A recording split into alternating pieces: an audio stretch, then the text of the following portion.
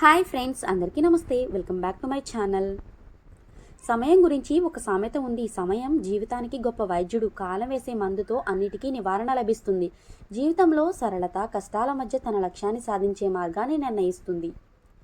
జీవితంలో డబ్బులు, ఆస్తులు ఇలా ఏమి కోల్పోయినా తిరిగి సంపాదించుకోవచ్చు, కానీ జీవితంలో కోల్పోయిన కాలాన్ని మాత్రం తిరిగి సంపాదించుకోలేము అని అంటారు పెద్దలు. మీ జీవితంలో మంచి చెడు ఇలా ఏదైనా జరిగి ఉండవచ్చు లేదా జరిగే అవకాశం ఉంది.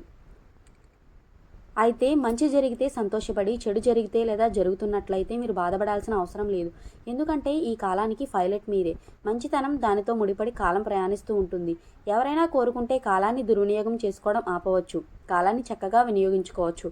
అయితే కొంతమంది తమకు వచ్చిన అవకాశాలను వినియోగించుకోకుండా వదిలేస్తారు.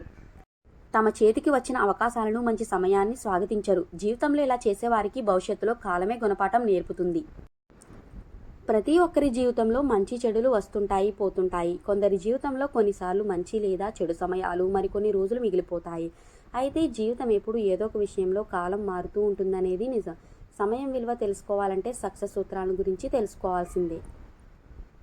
ఒక వ్యక్తి తనకు చాలా తక్కువ సమయం మిగిలి ఉన్నప్పుడు తన జీవితంలో సమయం విలువను బాగా అర్థం చేసుకుంటాడు. సమయం చాలా శక్తివంతమైనది. అది శిక్షణ ప్రకటించినప్పుడు న్యాయం చేయడానికి న్యాయమూర్తి లేదా న్యాయవాది అవసరం ఉండదు.